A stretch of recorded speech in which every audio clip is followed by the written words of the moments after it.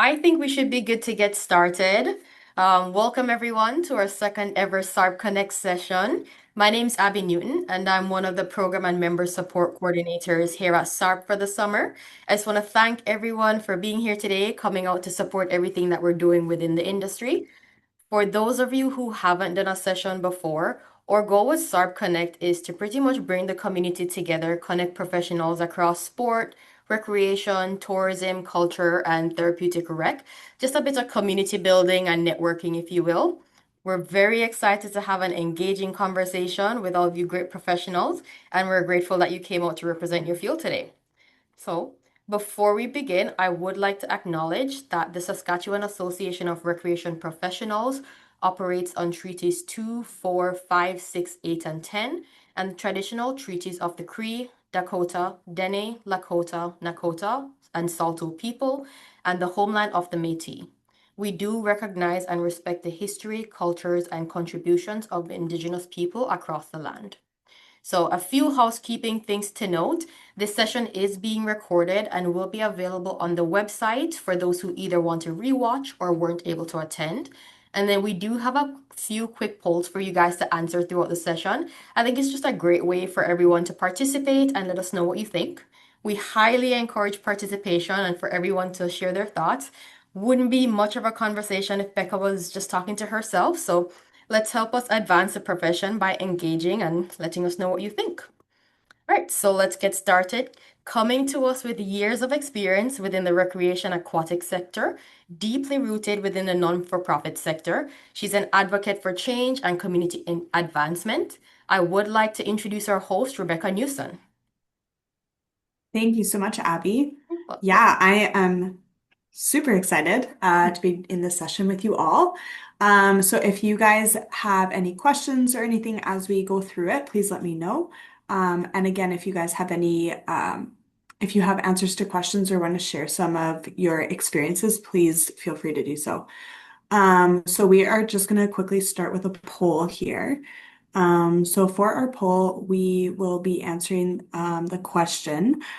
Do you directly manage employee or how, sorry, are you directly overseeing any volunteers or employees?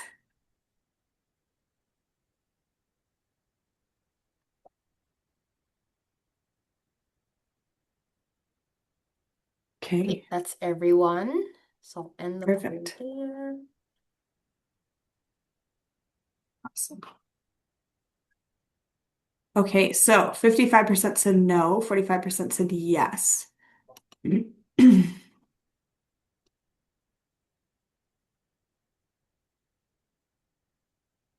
we go.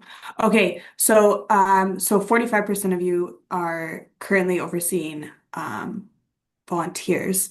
Um, So our first question that we want to talk about is how do you guys manage employee and volunteer burnout? Um, we've seen a lot of this, especially since COVID, where we had some employees in the recreation sector kind of overworked throughout the COVID period. Um, and since it's been a few years since COVID, how are we doing now?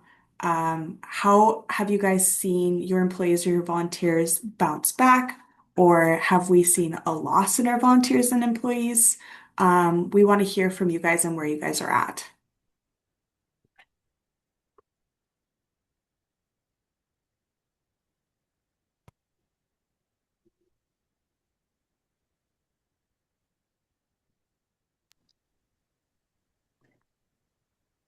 Anybody wanting to share?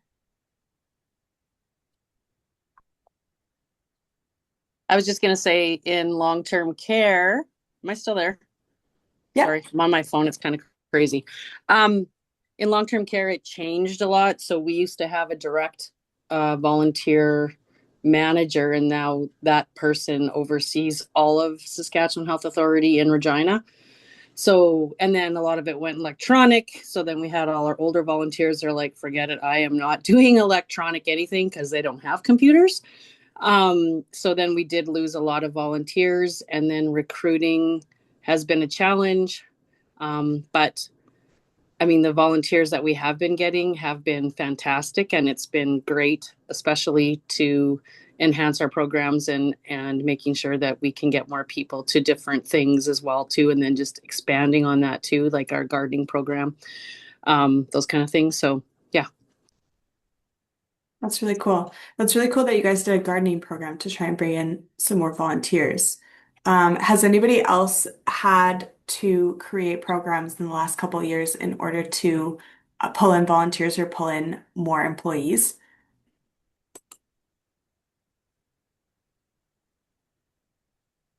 for whatever sector that you guys are in? What was that question again? Sorry. Yeah. Has anybody had to create programming in order to like encourage employees or volunteers to come back? Like incentive programs, is that what you're sort of referring to? Yeah, yeah. Yeah, well, I know just like Lakeland District doesn't have a lot of volunteers per se in our organization, but just from what I've heard from the rec practitioners and people that we work with in some of the communities, I do know that for like summer staff type thing, there's a lot of incentivization happening, especially like in the lifeguarding. Where they're offering, the more years you come, then you maybe get your certification all paid for, or there's, that sort of thing. And then in terms of volunteers, I know just from the experience and like again, talking with some of the local practitioners, it's really hard to find volunteers to help with like those one-off programs within communities, like community events and things like that. And a lot of groups are having to look towards the youth population and then maybe incentivize by like giving them basically like paying them to do the job, which isn't then really volunteering. I mean, you're probably going to get them at less than what it would cost to hire an adult to do the job, but still it's tricky everywhere to find volunteers, and then it's the same people kind of across the smaller rural community that are actually doing the work, and that puts extra workload on people, and then you have burnout and that sort of thing, or just a lack of interest altogether. Yeah, absolutely. What I've been seeing is like we might have like a list of 30 to 50 volunteers, but it's the same consistent 10 volunteers that are doing the core work. And they've been doing it for the last 10, 15 years, and then eventually they get burnt out and they want other people to kind of continue on with the work. But it's definitely challenging trying to replace some of those. Lara, she says that she only manages herself, but she works with a lot of volunteers and they still speak to the challenges of recruiting volunteers. We often discuss ways that might help with recruitment and retention. Um, yeah, absolutely. It is recruitment and retention is probably like the biggest thing, like recruiting volunteers to like bring them onto your organization, but then how do we get them to stay, right? And I find that that's definitely one of the most challenging things for at least our organization. Um, but yeah, I'm sure that a lot of you guys are dealing with the same thing as well. Okay, well, we could probably move on to our second question here. So we'll bring it back to the poll.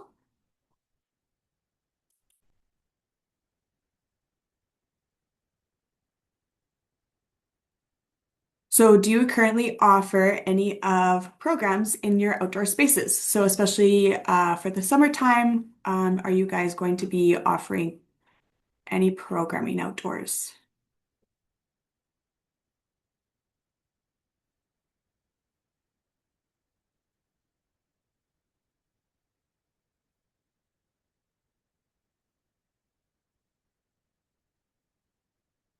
Okay, perfect. So there is four of you guys that do offer programming outside, whether it's all the time or sometimes. Would you guys be able to share what that programming is? If anybody's willing to share that. I work as a aquafit instructor, so in the summer I always try to get the outside pools. Um, and then some of the one-on-one rec stuff, rec therapy stuff I do will be It depends on the client, but every once in a while we'll throw in some stuff that's outdoors. Cool. Thank you, Erin.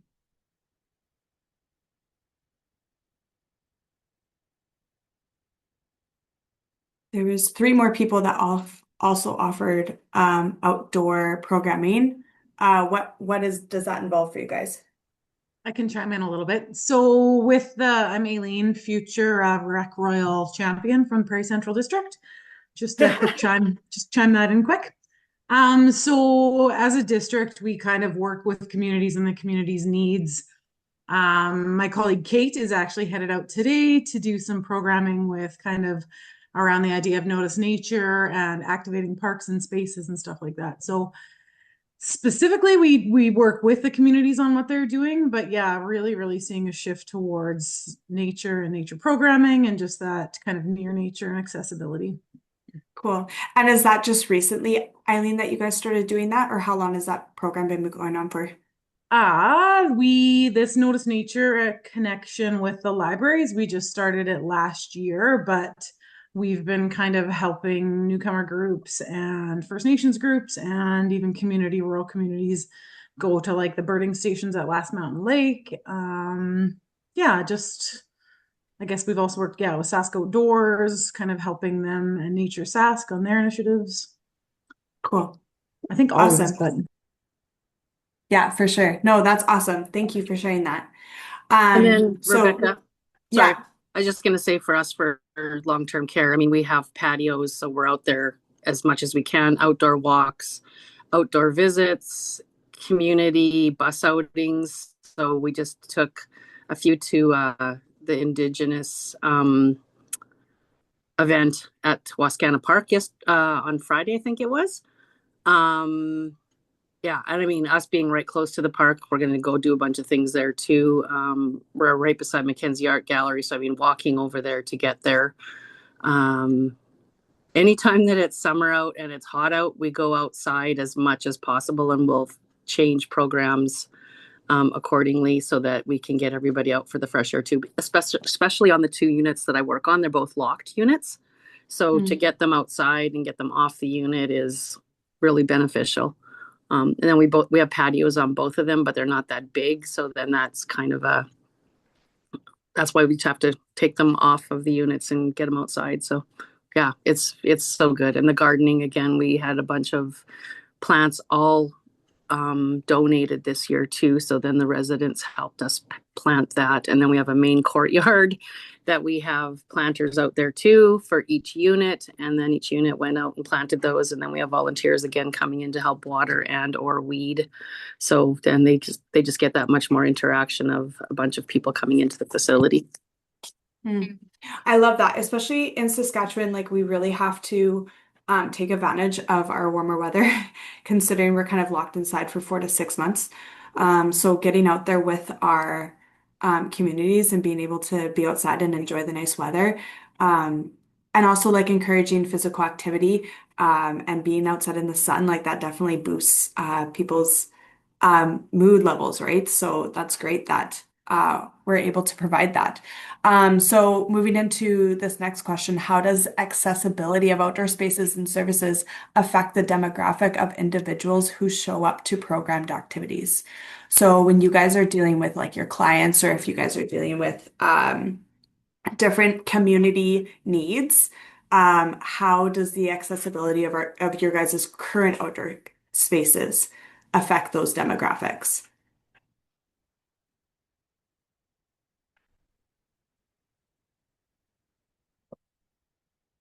So Chantel, you talked a lot about like when you're working with your patients, would your patients be in wheelchairs? Yeah. So just making sure that all of the outdoor spaces that you guys take them to are obviously like wheelchair accessible, sidewalks, not super bumpy, not off-roading. Well, I always pushed the limits when I was in a smaller facility and not so many rules. I would put people in a back of a Kubota with a tie down. And he was like 100 and would go up into the hills. And I mean, he loved every minute of that. there's no way I could do that with my clients that I have here, even though I would love to do that again too. So accessibility, yes, but there's always ways that you can adapt and have it so it's specific for the client's needs of what they enjoy to do too. So I had another gal that she wasn't even sure she wanted to go on the outing again. She was 100. And then once we got there and did the thing, she's like, I am so happy that you convinced me to go, and then again, putting her in a Kubota, but she actually had a seatbelt and a seat. So that was a good thing. But yeah, it's just, you have to adapt according to what you can do. And I mean, we used to push people up and down big hills that the residents themselves were probably scared. And we just had to keep on confirming, we had 3 people pulling them up the hill or taking them down the hill. So, I mean, we were still really okay. But again, yeah, it's breaking down those barriers. Whoever just said that too. So, yeah. Cool. Lara? I also, as you prompt this question, I'm thinking about the accessibility of information as well. The community that I live in has been without a recreation person in the role for approaching 9 months, and the information has stalled completely. So, for instance, 2 years ago, there was a grant, and a disc golf station was like a route was set up on the north side of town that hasn't been promoted once since last year, and really they didn't promote it last year either. So I don't think anyone's accessing that, and that's a very low a bill access. There's a lot of ways to get there because it's just outside of town. It's flat. Probably anybody can access it. The disc golf pieces, you can borrow them from the community, but I don't think that's being promoted.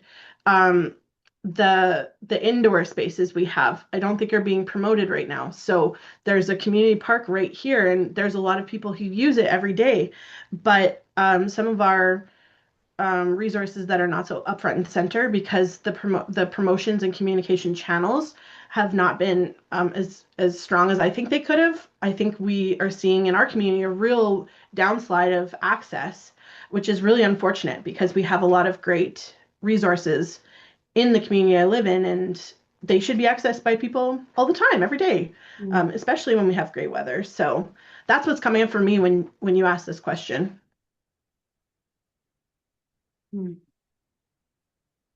Yeah, thank you for sharing that.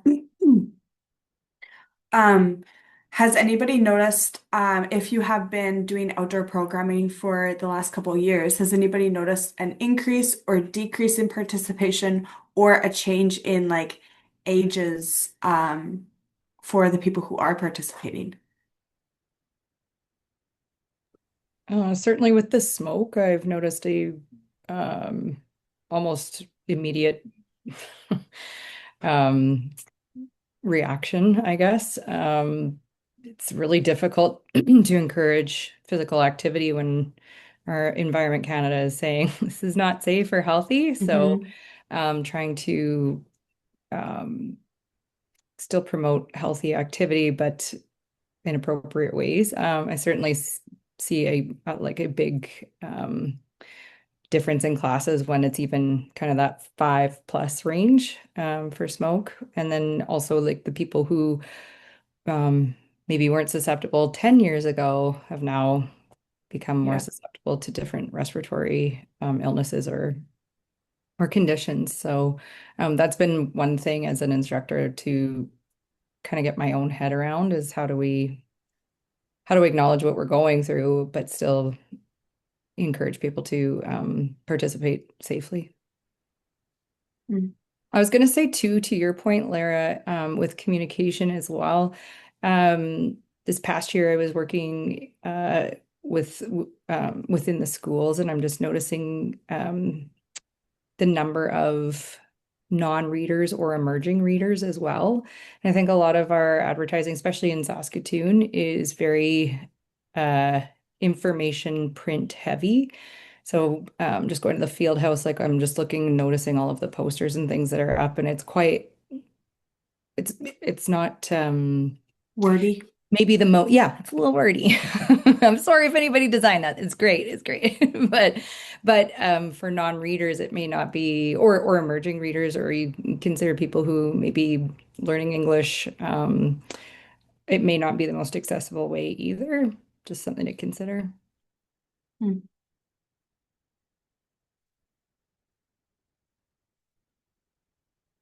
Awesome. Did anybody else have anything that they wanted to share regarding programming outside? I have a question for the others here, and perhaps this isn't the right demographic, but um, in the community I live in, there is a significant Filipino population growing all the time. And the it doesn't seem as though they're being engaged in a way that they want to participate. And I wonder if that's because we're just not the job is not being done to offer opportunities that they want to participate in, or um, it doesn't translate across the cultural customs. I don't know. Is anyone else like noticing that or encountering that anywhere that they're experiencing?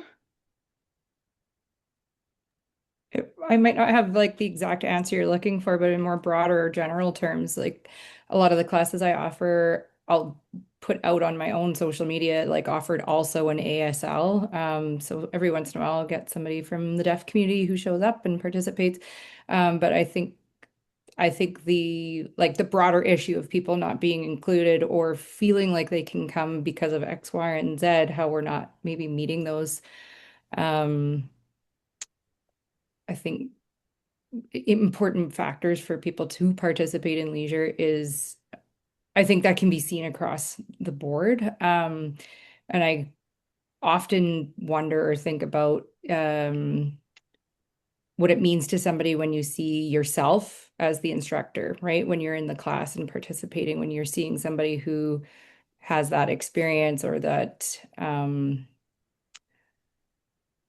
I don't know, same heartbeat. I'm not sure how to put it other than like that same experience of life or self, what that type of outreach can provide to people. Yeah, good point, Aaron.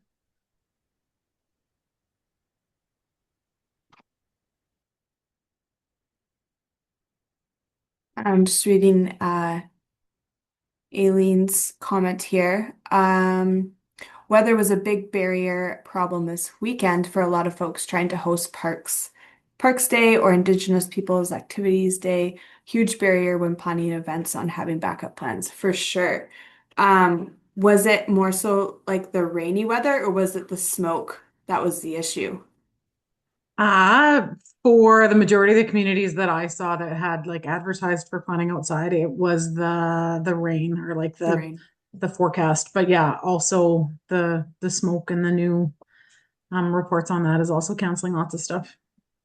for sure. Not really like an accessibility, but I know just like talking about outdoor things. Yeah, absolutely. That is definitely challenging when it comes to just weather and canceling it entirely. I know a lot of things that happen specifically in Saskatoon. There are events that happen outdoors, but there is usually always an indoor portion of it as well, so that we can always continue at least a portion of whatever the plan is. But that's more challenging in smaller communities. Um, Especially when we have something that we can't really track, like the weather, we can track a little bit here and there. But especially like the smoke, like that's just up to the wind.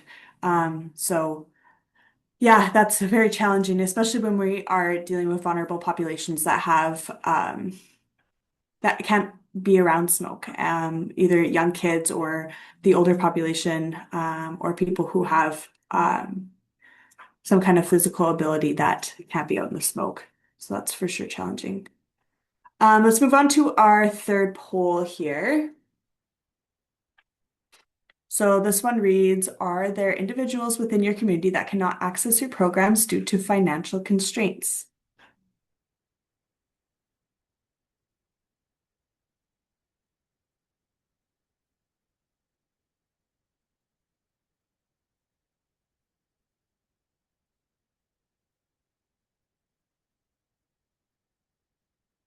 Okay, yeah. So the majority answered yes. Okay. Um, so what strategies can organizations use to ensure that programs are financially accessible to individuals from marginalized and low-income communities is our question.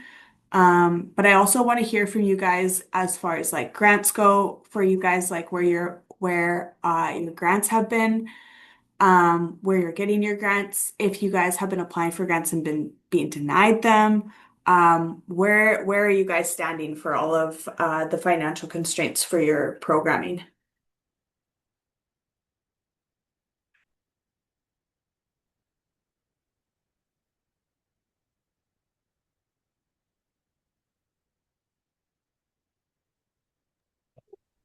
I can speak to my community association, which I'm not on the board for. And so they're serving over 8,000 individuals from across the city. But with that, all of the youth programming and even some of the adult programming is either low or no cost. Specifically for the children and youth programming, they're getting funding through the Community Action Program for Children. Mm. And so I don't know when or how they got on that list, but it's a good chunk of money. In addition to that, sponsorship has been quite important for the association in offering low and no cost services, especially when it comes to food and clothing provisions for the community. Awesome, Karen. Thank you for sharing.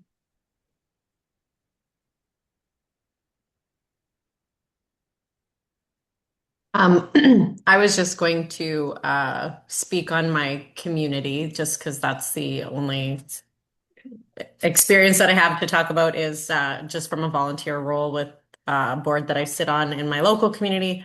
And I know for programming, they try to offer um, low to no cost all as much as they can, just simply because if they don't, the participation numbers just aren't there. So they're utilizing the South Lotteries Community Grant Program, for example, which are every municipality gets that funding on a per capita basis, and community groups are eligible to apply for that funding through their own local municipality. And then a lot of organizations that I'm familiar with or involved with, they're applying for like the Community Initiatives Fund for their program funding. Um, and again, trying to offer those costs, like those programs, low to no cost if they can. But it's seemingly challenging. I think there's a lot more groups applying for the same limited amount of funding. So whereas there might have been less awareness of grants such as the Community Initiatives Fund previous, now, it's a very, I think, highly accessed pot of money, which is great. It just means that there's less money to go around. So makes it a little bit trickier and challenging for the individual communities. So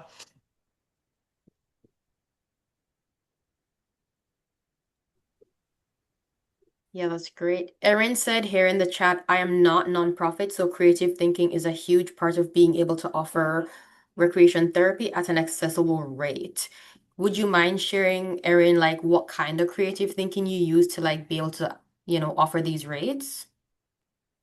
Yeah, so I mean, just more to Helen's point too, is like a lot of the work we do is for is to enhance people's abilities to participate within the programs that are being, you know, applied for grants and that kind of thing. So being able to offer services that increase or improve people's abilities to participate, which is part and parcel with what we're talking about. Like if you don't know how to participate or you don't know the leisure activities that are possible for you, it's a lot harder to actually then take the next step and get involved at a very entry level when maybe there's a league that's already been going on for 6 months, so on and so forth. But some of the routes that we go through is I work through a speech and language pathology clinic, and we look at all different types of networking. Sometimes referrals can be helpful. So a child might be eligible for a specific type of funding for recreational um, supports. So we look at things like that. It really depends on each client and the need. But it's becoming, just even then this last year, the need is needing to be even stronger. Like I don't know how to say that. It's very hard to prove need now. You have to have several um, components involved. So yeah, definitely networking has been a huge piece to being able to offer things in that regard. So hoping in the fall to be able to connect with other groups as well to maybe combine forces and offer things with maybe a little bit larger group, but then it's not as, yeah, it's really hard. It's the answer. It's just really hard to find that line where you can still help clients and you know, keep going. The other thing I was going to say, there was one other, when I was writing that, I was like, oh, this will be really helpful. I'm sure it'll come back to me, but it's, it's Thank left. you so much, Erin. If you think of it, you can always come back. I just wanted to point out what Karen said in the chat, and I completely agree with this. Collective impact and partnerships is becoming much more important due to the fact that groups are asking for funds to serve the same or similar groups of people. Yeah, absolutely. I've been seeing that for sure within Saskatoon, where there's more and more organizations that are serving the same or similar groups of people. And instead of all those individual organizations asking for the same amount of funds from the same location, is a organization is getting the funds, and then they all partner together to try and make the biggest impact for all of their participants. Um, and I understand that that is more challenging within the smaller communities. You might not have as many organizations to partner with, for sure. Um, and then, Erin, just to like add on to what you were saying before, you said volunteers have been a huge part of our ability to offer group programming. Yeah, for sure. Because if we have volunteers to run those programs, then we can offer them at like little to zero cost, right? If we're not paying for um, if we're not paying for people to run them. And that's usually one of our biggest costs. Um, I think the concept of collective impact and partnership is really interesting from the volunteer perspective as well. A few years ago, I worked with a client who was a community triathlon club, and they ran several large triathlons and duathlons, that sort of thing. And they were always struggling to get activity enough volunteers because they have to man the stations that people stop at, and because they drew typically from their community, but their community wanted to participate in the events they were running because the events were great. So they came up with, I mean, as the facilitator, I cannot take ownership of this idea, but helped to facilitate the idea of asking the local running clubs if the running clubs would man their events, one of their events, and then they manned one of the marathons, race days, so that it was really quite synergistic because the groups were similar in focus, but just weren't entirely the same audience, and that was extremely effective. For them, for number one, having the right human power, but then number two, also piquing something in those people to be like, oh, maybe I should come try this as well because it's very similar. So, but without that, I think I often see sport groups are just butting heads a little bit like, well, we're on Tuesday and Thursday, so you can't be on Tuesday and Thursday, or that sort of thing. And if they, if they just were a little more partnery, maybe we could not offer things on the same day and get more people. So, yeah, I really like the idea of the partnership that Karen that you talked about. and then Murray is asking, are there any communities that track the total number of people in the community who access leisure services? and those that don't. Any strategies to follow up with why those who don't access programs? Hmm.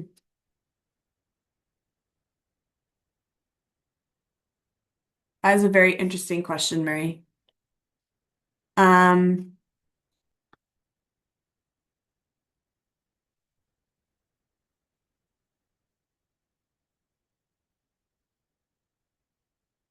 yeah, is there anybody who tracks the amount of participants that they have in leisure services um, and has tried to figure out why people don't attend the programs? As a consultant in the sports space, I often am suggesting this to members, to the clients I work with, like who are your members, who is not your member, and also why did these people leave? Um, I used to work, it was more than a decade ago now, but in at Saskatchewan Soccer, and we were often hearing that our members told us our registration fees were too high, and that's why people were leaving. And we were able to do a very extensive survey of those who had not registered, re-registered from one season to the next for a full year, because there were 2 seasons. And we were able to pull some really fascinating data about exactly why they left. And price was not one of the factors in the top five at all. It was low. If the child or participant was under the age of 12, it was often because the parent was just trying to have the child experience a wide variety of activities. So it had nothing to do really with the participant experience.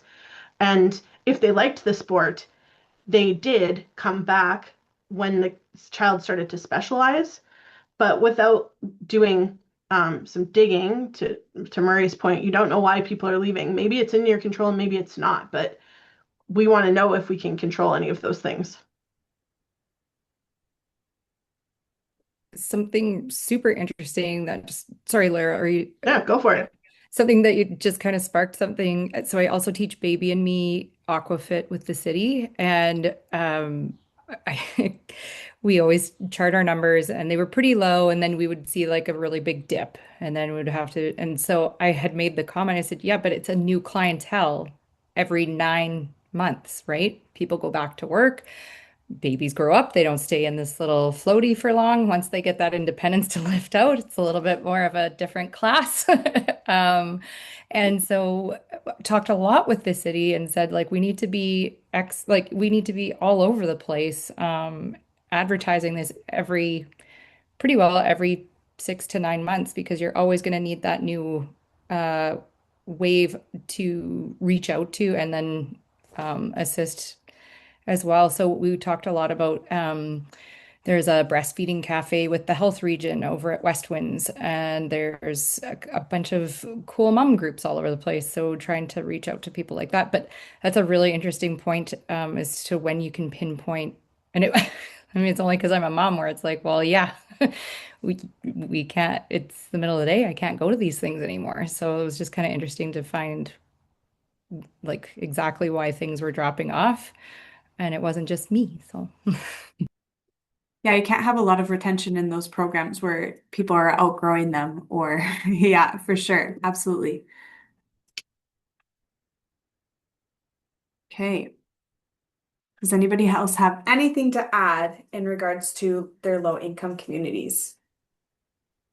I know I can kind of speak for us where we have been applying for the summer student grant that comes out every year, and we usually get it every single year. But this year we got denied, and there were quite a few other people within the recreation sector, especially aquatics, that I've heard of that got denied the summer student grant this year, which has put a damper on a lot of outdoor um, aquatic specific programming. So that's been pretty challenging in that stage. Yeah, has anybody been like denied funding for low income or different types of programming this year? This year just seems odd in the lack of funding that I've heard of people receiving. I can chime in a little again, not from Prairie Central, but from our local kind of museums groups. It seems like lots of the summer student grant funding wasn't received this year. And so then Okay. in turn, lots of kind of the summer programming and grants and kind of summer students on keeping those museums and cultural heritage alive are struggling. Yeah, for sure. So with that lack of summer student funding, what have they been doing to compensate for that? The little grannies are now just doing it on their own volunteer time. Yeah. Yeah, so Or leaning into our canceling. I guess volunteers more. some are canceling as well or Okay. limiting hours. Okay. I just wanted to make a comment with Murray's question there in regards to communities tracking the total number of people that are accessing their leisure services. And I think a lot of communities, like I think a lot of communities would love to have the manpower and the time to follow up with those that are not attending. I think unfortunately, it's just a reality, especially in a lot of small communities. They may be tracking the people that are showing up to programs, but uh, not necessarily able to follow up with those that are not coming. But I do like the way that question is worded, and a good way to look at it is like, who isn't coming and why aren't they coming? If we're offering yoga, we're offering soccer, we're offering for youth, we're offering for adult. We have all this different array of programming, but Joe that lives down on 7th Street still isn't coming. Why isn't he coming? And for some people, it's they have their own activities. They have different things. Joe likes working on cars in his garage. Fair enough. But if he comes to the odd senior hockey game, then okay, is he a participant? Is he a participant in leisure services? In a way, I would say he is, and he's engaging in the community. Anyways, that's another point. But just a perspective thinking of thinking about who isn't participating, and asking those questions of those that aren't. I think a lot of communities are doing surveys, like they're doing community surveys, and and I'm sure all of us have seen them or filled them out in the past. Have you visited our rec center in the last 5 years? What program did you attend? Things like that. But what about the people that haven't attended in the last 5 years? Then that's another strain of questions as to why. And I think a lot of municipalities or a lot of communities need to start thinking a little bit more the other way in order to affect the issue we're having with so many people being so sedentary and increased health risks across our province. So anyways, so thanks for posting that, Murray. It was a good way of thinking in terms of, what about the people not participating? Thank you for your thoughts, Brian. And Lara was saying last year our community had no applicants for their summer student roles that were government funded, so they weren't able to run, which is very unfortunate. Because we can use those roles in order to help decrease the amount of at least family-friendly programming that we can offer for people with low-income communities, especially in the summertime when there isn't like when school's out, and trying to find something for all the kids to do at a reasonable cost, because sending your kids to camp every single week gets really, really expensive. So something that the whole family can participate in as well can get really expensive. Okay, if there's nothing else to add on this one, we have another poll, and then I believe we will go ahead with one more question here. So do you currently collaborate with any other sectors when creating programs within your communities? So we've talked about this a little bit, but I want to hear specifically kind of who you guys collaborate with, how many other organizations you guys collaborate with, how you guys form those partnerships.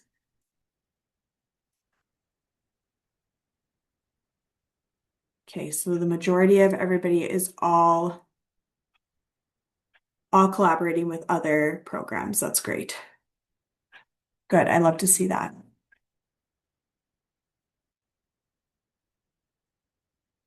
Okay, so within our sector here, how can sport tourism and recreation professionals collaborate with cultural organizations to create culturally inclusive events that foster community participation? Um, so kind of just involving the whole of recreation rather than just sports collaborating with different sports associations. So how can we collaborate as a whole and kind of intersect all the recreation sectors?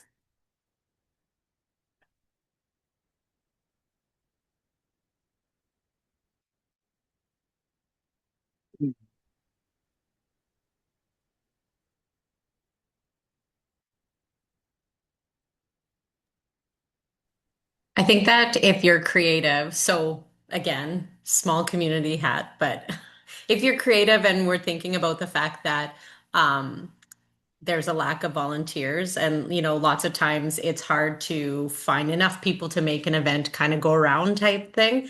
Sometimes if you even just like reach out to other groups within your community and maybe that's your sports groups and your cultural groups or whomever, but bringing those people together to talk and have conversations is a good way of like being able to share resources as well and then give additional exposure. So some of the smaller communities in Lakeland District, for example, they come together and have like quarterly user group meetings, basically. And it's not just user groups of a facility, but just like user groups or organizations within the community.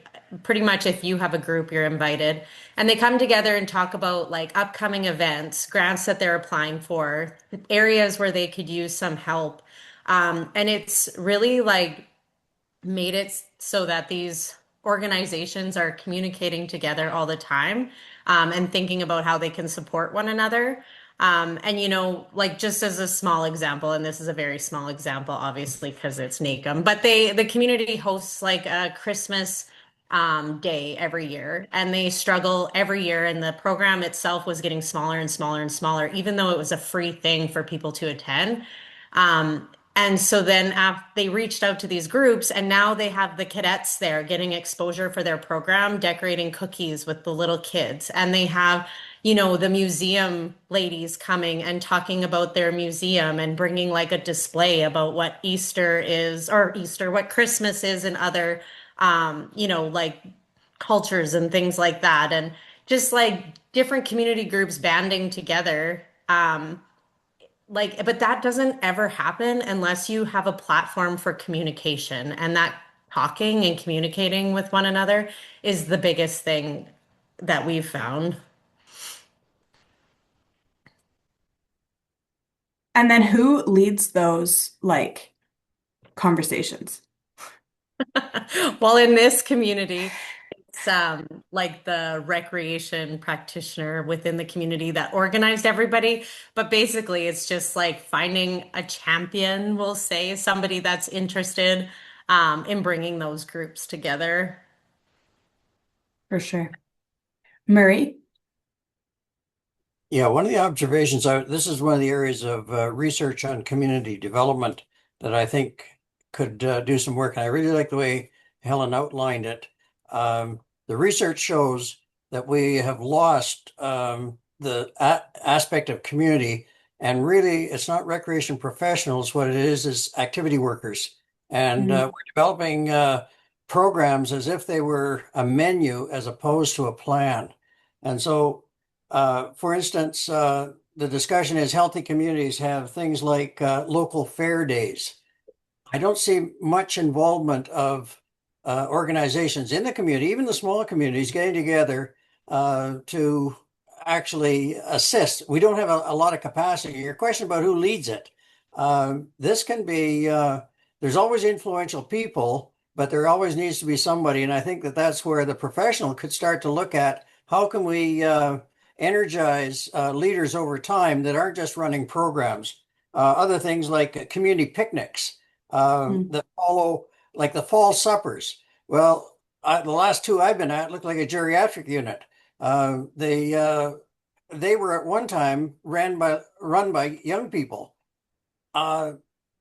That's why I think we need to look at why do the young people not do that anymore? Because young people are really energetic.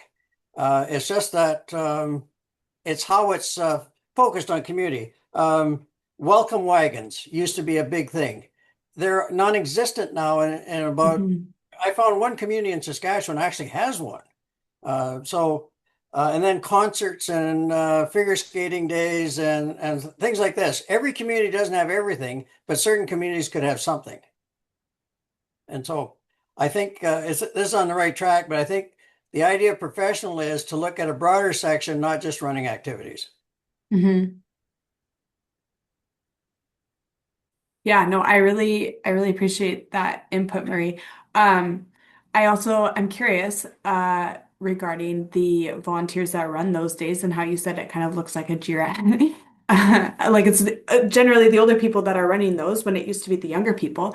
Is it the younger people that grew up? And so is it the same people throughout the generations and they've just continued running it over the past 20, 30 years?